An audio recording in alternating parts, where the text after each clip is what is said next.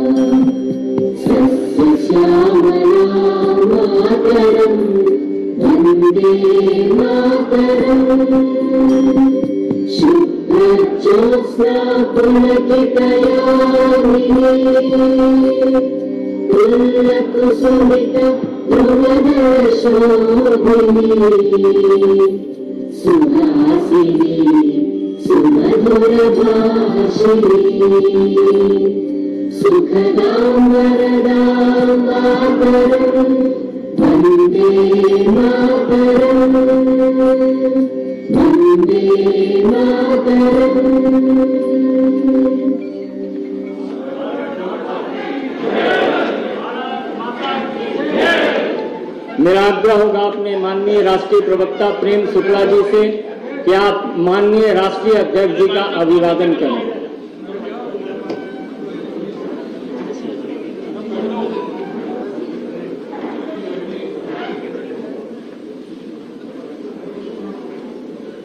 मेरा विनम्र निवेदन माननीय राष्ट्रीय प्रवक्ता के शर्मा जी से होगा। आप माननीय वीएल संतोष जी अपने संगठन महामंत्री जी का।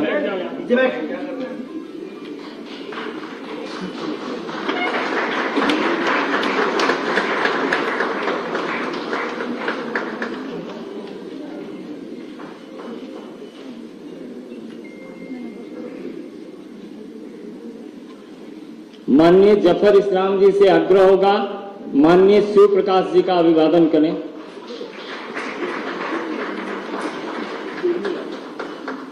माननीय गोपाल अग्रवाल जी से आग्रह होगा आप विनोद तावड़े जी का।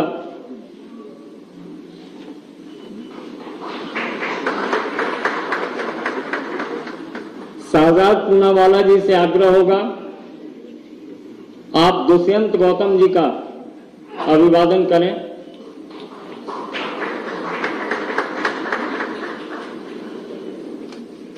माननीय राधा मोहन अग्रवाल जी का टॉम बडक्कन जी अपने राष्ट्रीय प्रवक्ता हैं।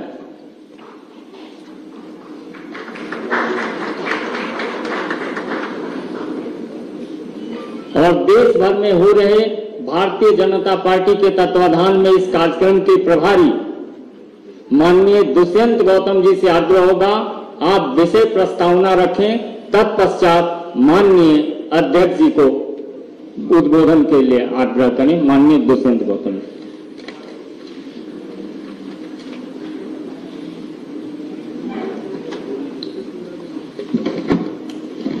आज इस लोकतंत्र का काला दिवस 25 जून के इस कार्यक्रम में उपस्थित भारतीय जनता पार्टी के यशस्वी राष्ट्रीय अध्यक्ष नवनिर्वाचित राज्यसभा सदन के नेता आदरणीय जगत प्रकाश नड्डा जी, आदरणीय श्री वीएल संतोष जी, संगठन महामंत्री भारतीय जनता पार्टी आदरणीय शिव प्रकाश जी, सह संगठन मंत्री भारतीय जनता पार्टी आदरणीय राधा मोहन अग्रवाल जी, श्री विनोद तावड़े जी, समस्त प्रवक्ता और सभी कार्यकर्ता बंधु, आज आपातकाल का 50वां वर्ष है। हमने सुना है, देखा है, भोगा भी है। इस कार्यक्रम को लेकर पूरे देश के अंदर 806 जिले और पूरे प्रदेशों के अंदर जो शहर है, जिला कार्यालय है, उन पर यह कार्यक्रम आयोजित किया जा रहा है। सभी स्थानों पर कार्यक्रम स्थल पर गोष्ठी होगी और गोष्ठी से पूर्व आधा 1 किलोमीटर तक मार्केट के अंदर जनता के बीच में पट्टिका लेकर, स्लोगन लेकर, बैनर लेकर मौन यात्रा के रूप में किया जाएगा। और जहाँ कार्यक्रम स्थल होगा वहां पर हमने प्रदर्शनी लगाने का भी कार्यक्रम रखा है। और सभी स्थानों पर जो मीसाबंदी हैं, जो जीवित हैं, उनका सम्मान भी होगा, क्योंकि अनेक कार्यकर्ताओं ने जेल में भी अपनी आहुति दी है और उनके परिवार भी बर्बाद हो गए हैं। जो नहीं है उनके परिवारों को भी सम्मान दिया जाएगा।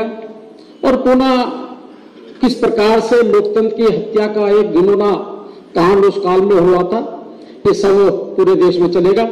मैं इसके लिए विस्तार से अपने मार्गदर्शन के लिए आदरणीय राष्ट्रीय अध्यक्ष को आमंत्रित करता हूं, आदरणीय जगत प्रकाश नड्डा जी।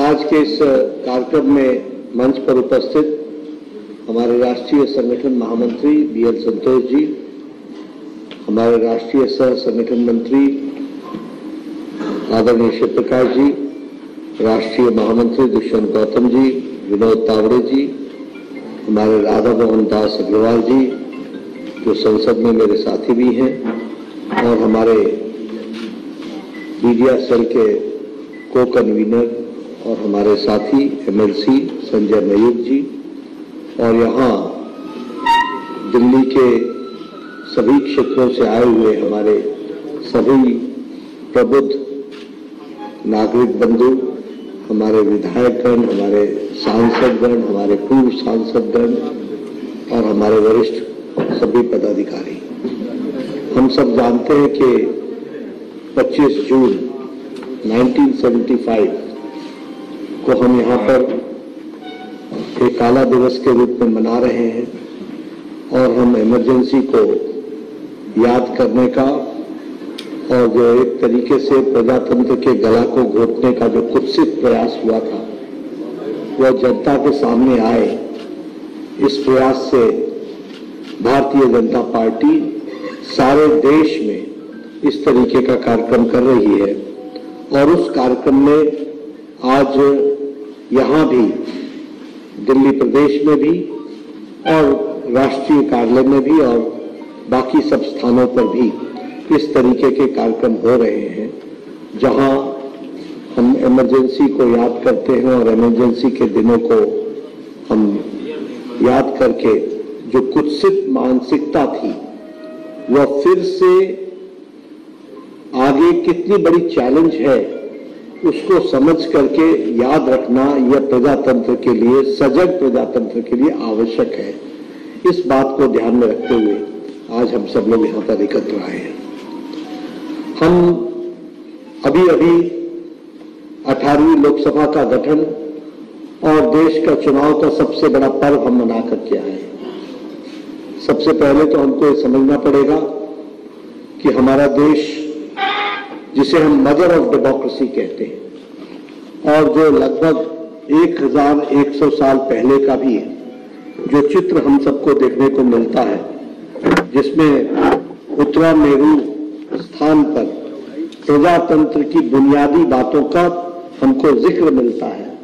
और इसीलिए हम गौरव के साथ कहते हैं कि डेमोक्रेसी कोई वेस्टर्न वर्ल्ड की देन नहीं है, मदर ऑफ डेमोक्रेसी रही है तो वो भारत रही है। और ऐसे प्रजातंत्र को का गला घोटने का काम कांग्रेस पार्टी ने किया, वो भी हमको ध्यान में रखना चाहिए। लेकिन हम सबको यह भी मालूम है कि देश उसके खिलाफ खड़ा हुआ और हम लोगों ने डट करके उसका विरोध किया, और उसी का नतीजा है कि प्रजातंत्र भी बहाल हुआ और आज दुनिया का सबसे बड़ा लोकतंत्र का चुनाव भी अभी हम संपन्न करके 18वीं लोकसभा हम बना रहे हैं। मित्रों, यहां बहुत से लोग हैं, मुझे मालूम नहीं,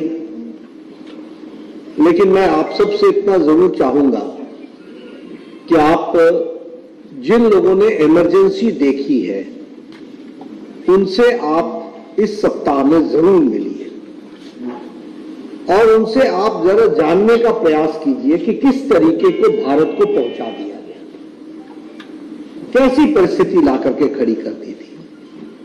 आज का नौजवान का बच्चा कभी कल्पना भी नहीं कर सकता। और ये कल्पना इसलिए नहीं कर सकता कि उस समय जिन लोगों ने प्रजातंत्र की रक्षा के लिए अपनी आहुति दी थी, उसकी ताकत के कारण आज प्रजातंत्र मजबूत होकर के खड़ा है कि वो आज हम कोई कल्पना नहीं कर सकते कि इस तरीके की परिस्थिति।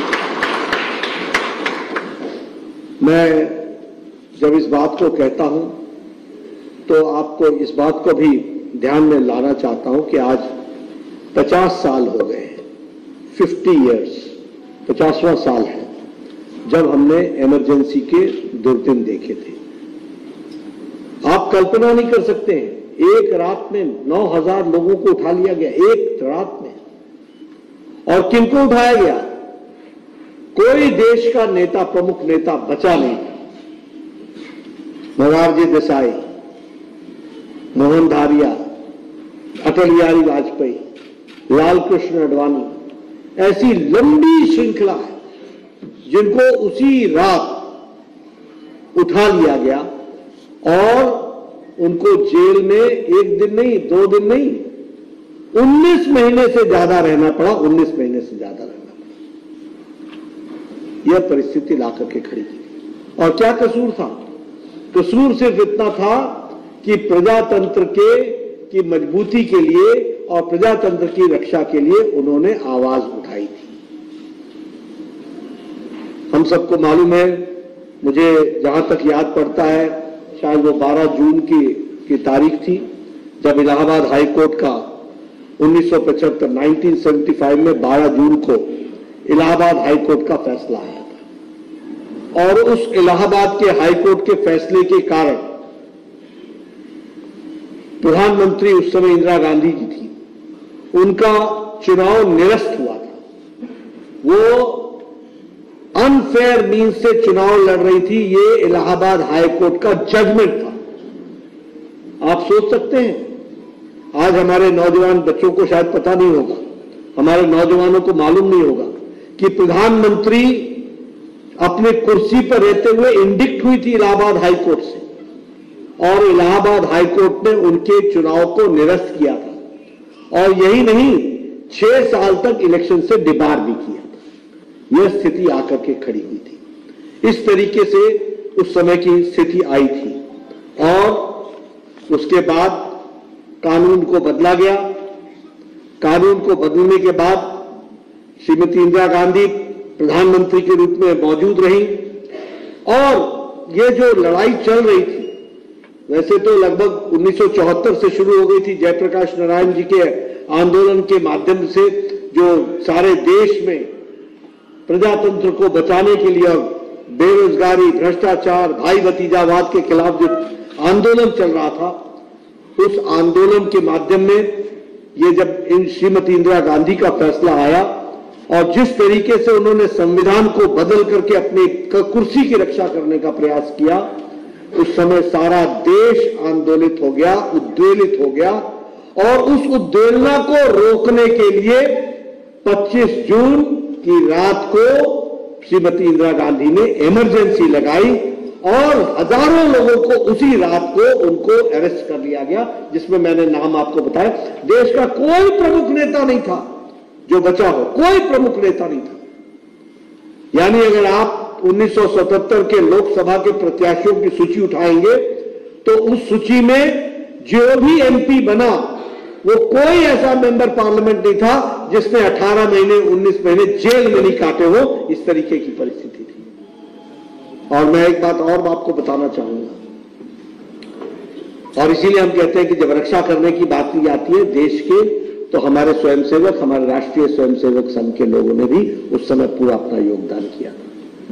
लगभग 1,40,000 लोग, आप आंकड़े पर ध्यान दीजिएगा, 1,40,000 लोग MISA, maintenance of internal security act और defence of Indian rule DIR के तहत गिरफ्तार हुए थे। 1,40,000। और आपको जानकर के ये भी गौरवान्वित महसूस होगा कि उसमें से लगभग 75,000 से 80,000 लोग वो हमारी विचारधारा के थे। राष्ट्रीय स्वयंसेवक संघ, भारतीय जनता पार्टी, उस समय भारतीय जनसंघ होता था, उसके लोग। ऐसे लाखों परिवार हैं जिन्होंने अपना सर्वस्व लगा करके उस समय देश की रक्षा के लिए आए थे।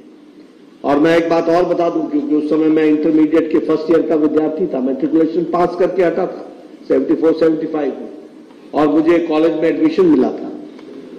मैं आपको बताना चाहता हूं कि इस तरीके का वातावरण बना दिया गया था, जिस वातावरण में घर के अंदर भी उन्मुखता से बात नहीं कर सकते थे, यह परिस्थिति ला करके खड़ी कर दी थी।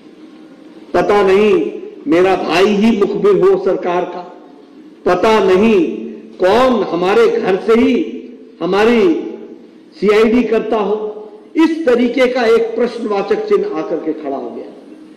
और मैं जब बताता हूं कि इंटरमीडिएट का विद्यार्थी था, कॉलेज नहीं दिखते थे, वो पुलिस की छावनी दिखती थी, छावनी, कैंप दिखता था। मैं आपको बताना चाहता हूं, आज चर्चा हो रही है, मुझे अपने कॉलेज के दिन याद आ रहे हैं। आप कभी इमेजिन करेंगे कि 2 साल के दौरान, मेरे इंटरमीडिएट के दौरान, मेरे क्लास को 2 बार अरेस्ट किया गया, 2 बार, इंडिविजुअली नहीं, सारी क्लास को। और सिर्फ दोष क्या था? इनकलाब जिंदाबाद, ये नारा हमारी क्लास में लगा। सारी क्लास को उठा करके ट्रकों में बैठा करके, बॉर्डर सिक्योरिटी फोर्स और सीआरपीएफ के ट्रकों में बैठा करके जेल में डालने का काम किया, 2 बार। ये मैंने अपनी आंखों से देखा। हमें एक बार नहीं, अनेकों बार कॉलेज के प्लेग्राउंड से उठा करके, और हमें ही नहीं, सारी क्रिकेट की टीम को, सारी फुटबॉल की टीम को, सबको उठा करके हमारे शहर से 20 किलोमीटर दूर जाकर के किसी अनजान जगह पर छोड़ने का काम, ये हमारे कॉलेज के बच्चों के साथ हो रहा था, जिनका जो सिर्फ अपने जोश में, नौजवानी में इनकलाब जिंदाबाद का नारा लगाते थे, जयप्रकाश नारायण जिंदाबाद का नारा लगाते थे, इस पर इस तरीके की परिस्थिति लाकर के खड़ी की थी। और जैसा मैंने कहा कि 1,40,000 लोग, और उसमें से ज्यादातर लोग हमारी विचारधारा के थे, जिनको अरेस्ट किया गया, लेकिन एक भी नहीं टूटा, एक भी नहीं टूटा। हर दिन सत्याग्रह हो रहे थे, हर दिन सत्याग्रह हो रहे थे। और आप सबको मालूम है कि इस इमरजेंसी को हम लोगों ने पूरे 19 महीने झेला, और उसके बाद फिर चुनाव हुआ, और चुनाव के, और उसमें एक बात और ध्यान में रखनी चाहिए, मीडिया पर प्रतिबंध लगा, सेंसर्ड मीडिया, कुछ नहीं आता था। हमें याद है, हम कॉलेज के दिनों में जो पर्चियां छपती थी, वो रात को हॉस्टल में डिस्ट्रीब्यूट करते थे, बताते थे कि देश की स्थिति क्या है, कहां क्या चल रहा है, किस तरीके से जुर्म ढाए जा रहे हैं, और किस तरीके से चीजों को रोका जा रहा है, प्रजातांत्रिक लोगों को रोका जा रहा है। ये उस समय नारा लगा था, India is Indira, Indira is India. ये इनकी सोच हो गई थी, ये प्रजातंत्र का गला घोटने वाले लोग। अब ये बात अलग है, अलहदी है कि राहुल गांधी जी ने इतिहास कम पढ़ा है, इसलिए उनको इतिहास की जानकारी कम है। वैसे भी पढ़ने लिखने का शौक शायद कम है, मालूम नहीं डिग्री कितनी आई है, लेकिन इतिहास कम पढ़ा है, उनको जानकारियां नहीं है किस तरीके से उस समय प्रजातंत्र के गले को घोटने के लिए जो प्रयास हुआ था, और किस तरीके के उस समय डायलॉग हुए थे, किस तरीके के उस समय शब्द बोले गए थे। और हम सबको मालूम है कि फिर 1977 में, उसके बाद जिस तरीके से आंतरिक लोकतंत्र बहाल हुआ और तानाशाही वाली सरकार गई, ये सब हम लोगों के सामने, आंखों के सामने है। और फिर जनता पार्टी की सरकार आई। मैं यहां यह भी बताना चाहता हूं कि कांग्रेस के सोच में, उनके कार्यशैली में, उसमें प्रजातंत्र की कोई गुंजाइश ही नहीं है, कोई गुंजाइश नहीं। आप कांग्रेस का इतिहास उठा करके देखिए, क्या यह सच्चाई नहीं है कि सुभाष चंद्र बोस एक इलेक्टेड प्रेसिडेंट थे, जिनको प्रेसिडेंट रहने के बावजूद उनको हटना पड़ा और इस्तीफा देना पड़ा? क्या यह सच्चाई नहीं है कि सरदार पटेल जो सबसे पॉपुलर लीडर थे वो प्रधानमंत्री नहीं बन सके? क्या यह सच्चाई नहीं है कि बाबा साहब अंबेडकर जो संविधान के निर्माता, ड्राफ्टिंग कमेटी के चेयरमैन, जिनकी हम दुहाई देते हैं, जिनके कारण संविधान बना, उसके खिलाफ कांग्रेस पार्टी ने नहीं, एक बार नहीं, जब भी वो चुनाव लड़े उनके खिलाफ कैंडिडेट खड़ा किया गया? और क्या भी यह सच्चाई नहीं है कि वो कैबिनेट के सदस्य रहते हुए उनको इस्तीफा देना पड़ा? इसलिए कांग्रेस पार्टी के सोच में विपक्ष की कोई जगह ही नहीं। जिसने विपक्ष किया वो जाए, पेरिश हो जाए, वो रहे नहीं, उसको समाप्ति करने में कांग्रेस ने कोई भी कसर नहीं छोड़ी है। इस बात को हमको ध्यान रखना चाहिए। और इसीलिए अभी मैं जब इमरजेंसी की बात बोलता हूं, किस तरीके से लोगों के साथ उत्पीड़न हुआ, इसकी जब मैं चर्चा करता हूं तो मैं एक बात बताना भूल गया। मीडिया को रोकने के हर तरीके के प्रयास तो हुए, लेकिन जर्नलिस्टों को भी जेल में डाला गया, उनको भी जेल की सलाखों के पीछे रखा गया।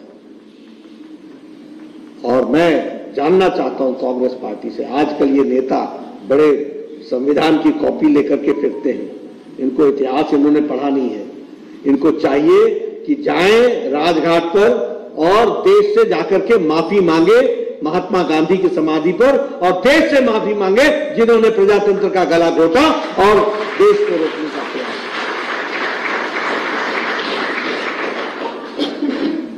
किस तरीके की वातावरण को ला करके इन्होंने खड़ा किया, ये सब हम सबके ध्यान में है।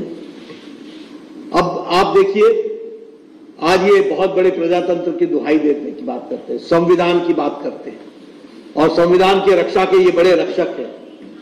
कांग्रेस पार्टी ने 90 बार चुनी हुई सरकारों को गिराया है, 90 टाइम्स। ये प्रजातंत्र की रक्षा करेंगे? 90 बार चुनी हुई सरकारें गिराई हैं।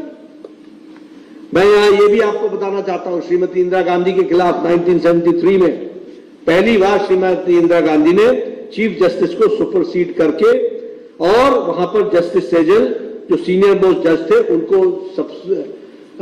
सुपरसीड करके एएन रे को जस्टिस बनाया। जिस जस्टिस खन्ना ने अपना नोट ऑफ डाइसेंट दिया था, उस समय जब कोर्ट का जजमेंट आ रहा था, उस जस्टिस खन्ना को डाइसेंट देने के कारण उसको भी सुपरसीड करके जस्टिस बेग ने सुपरसीड किया जस्टिस खन्ना को, और उनको सुप्रीम कोर्ट का सीजे बनाया गया। ये भी हम सबके ध्यान में है। 1986 में शाहबानो केस, ये सेकुलरिज्म की बात बोलते हैं, ये छदम धर्मनिरपेक्षता, ये स्यूडो सेकुलरिज्म का उदाहरण है कि सुप्रीम कोर्ट ने कहा कि शाहबानो को उसके मेंटेनेंस के लिए और तलाक के बाद उसको रियायत मिलनी चाहिए, उसको कंपनसेशन मिलना चाहिए, उसको फायदा मिलना चाहिए। राजीव गांधी 21वीं शताब्दी की ओर देखने वाले नेता मिस्टर क्लीन, राजीव गांधी ने संविधान में संशोधन करके वह अधिकार देने से रोकने का काम किया, तो इन्होंने किया। ये सेकुलरिज्म की दुहाई देते हैं। ये सबका साथ, सबका विकास, सबका विश्वास, जिस बात को प्रधानमंत्री मोदी जी लेकर के चल रहे हैं, उसके लेटर और स्पिरिट के खिलाफ ये खड़े हुए, ये भी हमको ध्यान में रखना चाहिए। और उसी तरीके से अगर हम कहें इस दृष्टि से, तो एक नहीं अनेकों उदाहरण हैं।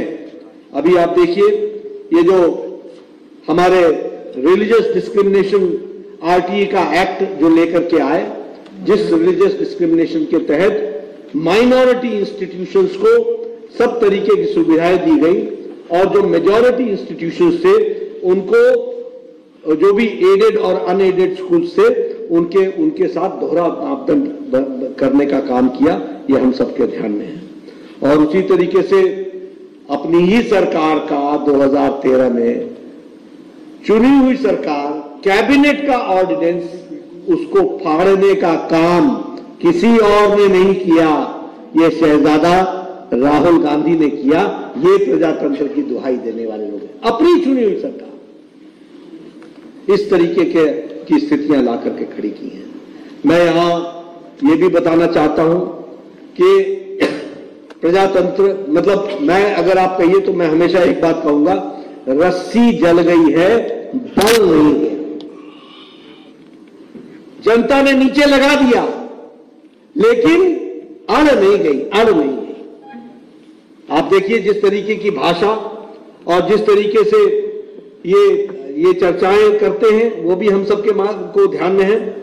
न संसदीय मर्यादाओं का ध्यान में रखते हैं और न ही संसदीय शब्दावली का ध्यान में रखते हैं। आज चर्चा करते हुए कहा, अब आप बताइए, आज दिन तक कभी भी लोकसभा के स्पीकर का चुनाव कंडीशनल होता है क्या? कंडीशन के साथ होता है क्या? डिप्टी स्पीकर तय करो तब हम स्पीकर में तुम्हारे को मदद करेंगे। और ये कौन कह रहे हैं? ये वो लोग कह रहे हैं जिन्होंने कांग्रेस की सरकार में तेलंगाना में स्पीकर भी अपना बनाया है और डिप्टी स्पीकर भी अपना बनाया है। ये चर्चा करने बैठे। कर्नाटक में इनका ही स्पीकर, इनका ही डिप्टी स्पीकर। ममता प्रजातंत्र की बात बोलती है। वेस्ट बंगाल में इनका ही स्पीकर, इनका ही डिप्टी स्पीकर। तमिलनाडु में डीएमके का इनका ही स्पीकर, इनका ही डिप्टी स्पीकर। केरला में इनका ही स्पीकर, इनका ही डिप्टी स्पीकर कम्युनिस्ट पार्टी का। ये हाथी के दांत दिखाने के और खाने के और। ये ऐसे लोग हैं जो हिपोक्रेसी में जीते हैं, ये दोहरे मापदंड में जीते हैं। और इस तरीके की आपको इनकी मानसिकता के बारे में ध्यान में तो आया ही होगा। जब आज हम इमरजेंसी को याद कर रहे हैं, काला दिन को, तो याद रखना इनके मन में यही विचार है और वो एक ही विचार है, मेरी मानो नहीं तो हम तुम्हारे साथ जो व्यवहार करेंगे वो भी आप सबके सामने है। मित्रों, मैं चाहूंगा कि आप सबके माध्यम से इमरजेंसी की याद को ताजा करते हुए इनके जो षड्यंत्र थे और इन्होंने जिस तरीके से प्रजातंत्र का गला घोटा, और एक बार नहीं, ये बात करते हैं इंस्टीट्यूशंस की, जिन्होंने एक समय में सुप्रीम कोर्ट जैसे इंस्टीट्यूशन को अपने गिरफ्त में लेने का प्रयास किया, वो इंस्टीट्यूशंस की बात करते हैं। मैं वही तो कह रहा हूं कि स्पोर्ट्स कोटे में आकर के कॉलेज में एडमिशन हो जाए तो अच्छा छात्र नहीं हो जाते।